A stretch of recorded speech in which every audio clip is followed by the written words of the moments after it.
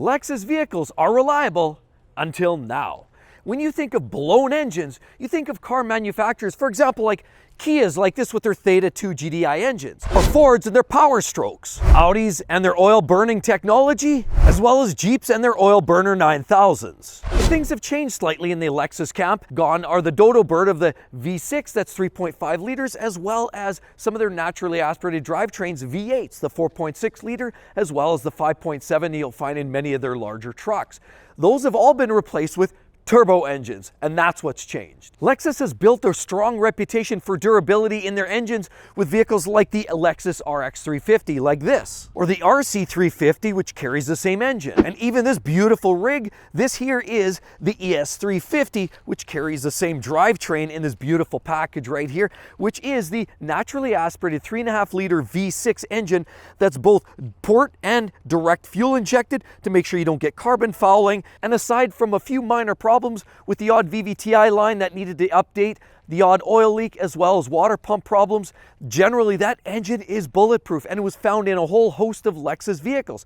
They didn't change for the sake of changing. They kept that engine in place for so long. It was so great, in fact, that Toyota uses it in many of their vehicles as well. And the Highlander, which was a 3.5 liter V6, has now swapped out to the 2.4 liter Turbo 4. And that's also where things went wrong. Due to stricter emissions regulations, even Lexus and Toyota have had to step up and get more creative, produce manufactured vehicles that had engines with smaller capacities, smaller output, and smaller carbon emissions, smaller carbon footprint. A lot of those engines are going away. So now, instead of V8 engines like you're finding in this vehicle right here, this is one of their tried and true engines, and definitely good to run at least 300,000 or 400,000 miles. We're looking at a Lexus GX 460.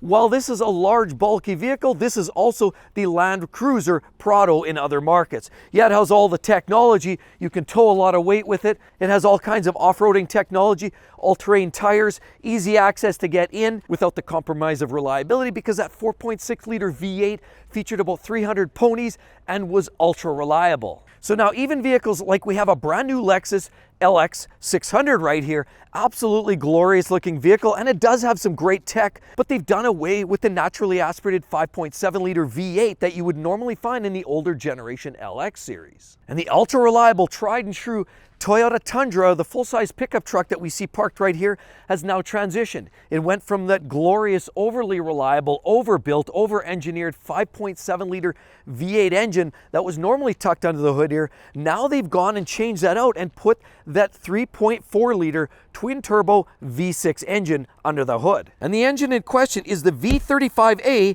FTS. Toyota's also adopted this new engine in the Sequoia like we see right here. And where Lexus has enjoyed mountains and mountains of reliability, they've had to finally start making some changes because of these emissions. V8s have now been replaced with twin turbo V6s. V6s have been replaced with turbo 4-cylinder engines. And of course, the 2.4 liter turbo is yet to be verified as being reliable.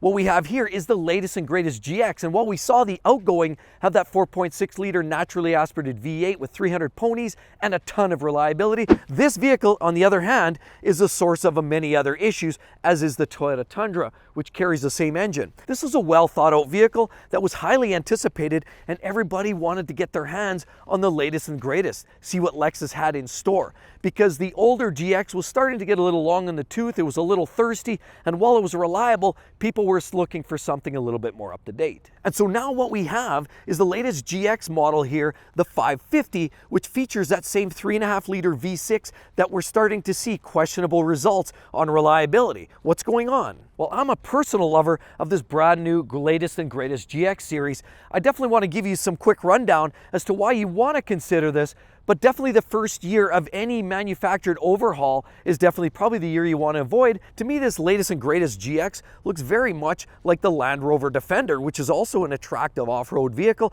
but here you supposedly have an embedded level of reliability. I mean, okay, sure, you've got the usual Lexus grille with the big mouth grille there.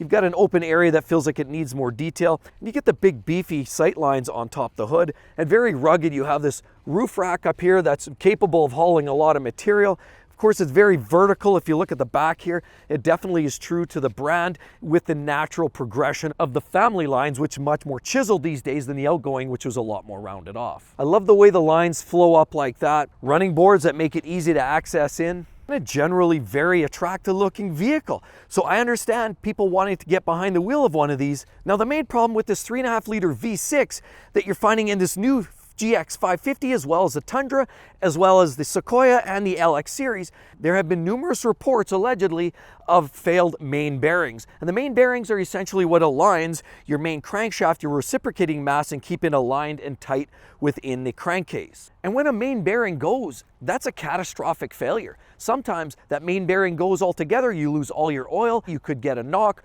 or more importantly, it just means a very expensive rebuild. It's not inspiring a lot of confidence. Because now we're talking about a twin turbo engine, a lot of customers that got their hopes up were dashed by the sheer failure rate of some of the wastegates. The main crank bearings as well, a big source of issues, and time will tell whether Toyota can actually sort that out. Now allegedly, Toyota's been working on different materials, trialing different types of bearings, unfortunately not resulting in any major wins. Toyota alleges also that they basically create all their vehicles, including this 3.4 liter twin turbo V6, with the same level of scrutiny, the same level of technology, and as well within the safety margins of reliability. So maybe this is just a burp in time where they're transitioning to an entire new drivetrain that was been designed from ground up, which is the 3.4 liter twin turbo V6 or the 2.4 liter turbocharged four-cylinder engine that you're finding in many other vehicles like the NX series, the TX series, or the RX series of vehicles. And even Toyota and Lexus seem to be facing some serious reliability issues. As you increase the level of complexity, tell me, how many engines out there have you seen that make it over 200,000 miles that are forced induction? Those numbers are much fewer. The older engines that were naturally aspirated generally don't have the levels of stress, the heat, and the push within that causes a shorter lifespan. Now, as Lexus transition to Turbo 4s, Turbo 6s, time will tell how long these vehicles will actually last. The only saving grace is they're often in many of the models coupled up to hybrid technology, which means that the ICE engine may only be working part of the time. And so I'm a believer in law of averages, and the relative number of failures is still quite low. With that said, there's far more bottom end or engine related issues in this new drivetrain than Toyota has seen in quite some time. So in my opinion, the jury's not quite out yet. And if I know Toyota and Lexus like I truly have experience in the past, I'll put faith in, give it a year or two, and that engine will again be bulletproof like every other engine that they've created in the past. And with all of that said, you probably want to see that some of the worst engines that literally won't last. Hope to see each and every one of you all on the next one. We'll see you real soon. Bye-bye.